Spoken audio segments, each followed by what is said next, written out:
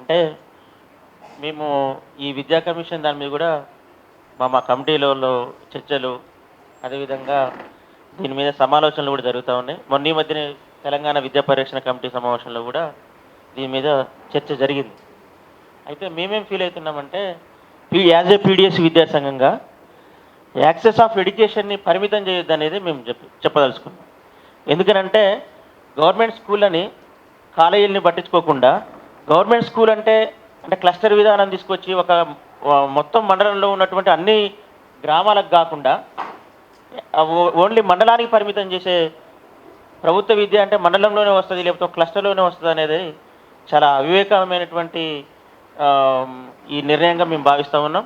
ఎందుకనంటే దీనివల్ల private education system పెరిగిపోతుంది, ప్రభుత్వ స్కూల్ మొత్తం కూడా మూసివేతకు గురవుతాయి. ఇప్పుడు దాదాపు 25,000 స్కూల్స్ మొత్తం కూడా మూసివేతకి గురవుతాయి అనేది మనకి లెక్కలు కూడా చెప్తా ఉన్నాయి.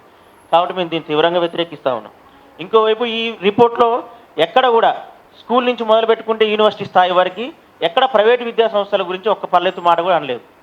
ఇంతకుముందు ఏ కమిషన్ నివేదిక ఇచ్చినా కూడా దానికి ఒక పర్స్పెక్టివ్ ఉండేది. కొటారి గారు విద్య మీద తన నివేదిక ఇచ్చినప్పుడు కామన్ స్కూల్ విద్యా విధానం ఉండాలని చెప్పేసి మాట్లాడారు.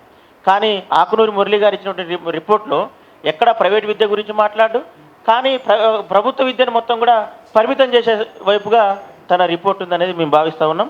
కాబట్టి ఈ ప్రైవేట్ విద్యా సంస్థల మీద ఖచ్చితమైనటువంటి నిర్ణయం చేయాల్సిన అవసరం ఉందనేది మేము భావిస్తూ ఉన్నాం. ఎందుకంటే ప్రభుత్వాలు మారిపోతూ ఉంటాయి. గతంలో ఉన్నటువంటి ప్రభుత్వం ఇప్పుడు ఏం చేస్తుంది అనేది చర్చ కంటే ఇప్పుడున్న ప్రభుత్వం ఏం చేస్తుంది అనేది మనకు ప్రధానంగా ఆలోచించాల్సిన అవసరం ఉంటుంది. ఎందుకంటే వేరువేరు రంగాలలో ప్రభుత్వాలు మారినప్పుడల్లా వాళ్ళ పాలసీలు మారితే కొద్ది గొప్ప నష్టం ఉంటుంది. కానీ విద్యారంగం మీద విద్య మీద ప్రభుత్వాలు మారినప్పుడల్లా పాలసీలు మార్చి లేదంటే విద్యా సంస్థలను కూడా మూసివేసి ఇంకో విద్యా సంస్థకు పోతే ఇది ప్రభుత్వ స్కూళ్ళల్లో కాలేజీలో చదువుకున్నటువంటి పేద బడుగు బలైన వర్గాల భవిష్యత్తు.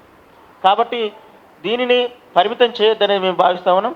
అట్నే ప్రధానంగా ఈరోజు ప్రవేశ పరీక్షలు ఎంసెట్ ఉండదు, ఇంకోటి ఉండదని చెప్పేసి మాట్లాడితే ఈరోజు శ్రీ చైతన్య నారాయణ వాడికి అదేవిధంగా ఎక్కడో ప్రభుత్వ కాలేజీలో చదువుకునే విద్యార్థికి ఒకే రకమైనటువంటి సిస్టమ్ పెడితే ఇప్పటికే చాలా నష్టాలు జరుగుతూ ఉన్నాయి. ఇంకా అసలు మొత్తం ర్యాంకుల సిస్టాన్ని ఉంచాలనేది విధానం కాదులే, కానీ ఈరోజు సమస్య అక్కడ ఉన్నటువంటి ఇన్ఫ్రాస్ట్రక్చర్ ఇవ్వకుండా స్కూళ్ళ కాలేజీలని అభివృద్ధి చేయకుండా అక్కడుండే విద్యార్థికి అన్ని సౌకర్యాలు కల్పించకుండా ఇట్లా మార్కుల ఆధారంగా సీట్లు కల్పిస్తామనే దాని మీద కూడా చర్చ చేయాల్సిన అవసరం ఉంది. ప్రధానంగా జాతీయ విద్యా విధానంలో ఉన్నటువంటి అనేకమైన అంశాలని దీంట్లో ఇక్కడ తీసుకొచ్చిన పరిస్థితి కూడా ఉంది. జాతీయ స్థాయిలో రాహుల్ గాంధీ గారు కానీ లేకపోతే కాంగ్రెస్ పార్టీ కానీ తీవ్రంగా వ్యతిరేకిస్తూ ఉంది. ఇక్కడ మాత్రం వాళ్ళు ఆ ఇష్యూస్ని కొన్నింటిని ఇక్కడ పెడుతున్న పరిస్థితి కూడా ఉంది. కాబట్టి ఫెడరల్ స్ఫూర్తిని దెబ్బతీసే విధంగా ఉందని మేము భావిస్తూ ఉన్నాం. అట్లే రియంబర్స్మెంట్ స్కాలర్షిప్ను కూడా ఈ ఎడ్యుకేషన్ ఇయర్ నుంచి పిల్లల అకౌంట్లోనే రియంబర్స్మెంట్ కూడా వేస్తామని చెప్పేసి గవర్నమెంట్ చెప్తా ఉంది. దీని ద్వారా ఏమవుతుందంటే పిల్లల్ని ముందే అడుగుతున్నారు ప్రైవేట్ కాలేజ్ వాళ్ళు ఫీజు. అంటే మేము గతంలో జూలై 1, 2, 3, 4 తారీఖులో మేము పీడిఎస్ విద్యాసంఘం బంధు పిలుపునిచ్చినాం. అప్పుడు మేము స్పష్టంగా చెప్పింది ఏంటంటే అసలు రియంబర్స్మెంట్ స్కాలర్షిప్ ఎత్తివేసిన కుట్ర చేస్తున్నామని చెప్పేసి మేము మాట్లాడినాం. మేము బంధుకు పిలుపునిచ్చినాం. ఆ రోజు ఏమైపోయిందంటే దాదాపు ఇక్కడ మనం ఇటు నుంచి నిజాం కాలేజీ పోయినా కూడా ఇంతకుముందు అక్కడ సీట్ వస్తే విద్యార్థి ఎటువంటి ఫీజు కట్టకుండా అక్కడ జాయిన్ అయ్యే అవకాశం ఉండేది. కానీ ఇప్పుడు ఏమైపోయిందంటే నిజాం కాలేజీలో సీట్ వచ్చిన విద్యార్థి కూడా ఫస్టే డబ్బులు కడితే కానీ సీట్ ఇచ్చిన పరిస్థితి ఉంది. ఎందుకంటే మీకు ఎట్లా మీ అకౌంట్లో పడుతుంది కదా, ఫస్ట్ మీరు కట్టండి అని చెప్పేసి అట్లా అడుగుతున్న పరిస్థితి ఉంది. అంటే ఇట్లా ప్రైవేట్ కాలేజీకి గవర్నమెంట్ కాలేజీకి తేడా లేకుండా పోయిన పరిస్థితి మనం చూస్తూ ఉన్నాం. కాబట్టి అనేకమైన అంశాలు ఉన్నాయి, దీని మీద చర్చించుకోవాలి. బడ్జెట్ లేకుండా ఇట్లాంటి కార్యక్రమాలు ఏ చేసినా కూడా కష్టమే. కాబట్టి మురళి గారితో మేము కూడా పనిచేసినాం. ఆయన అప్పుడు పనిచేసిన పోయిన ఎన్నికల్లో బస్ యాత్రలో మేము కూడా పీడిఎస్ విద్యాసంఘం పార్టిసిపేట్ చేసినాం.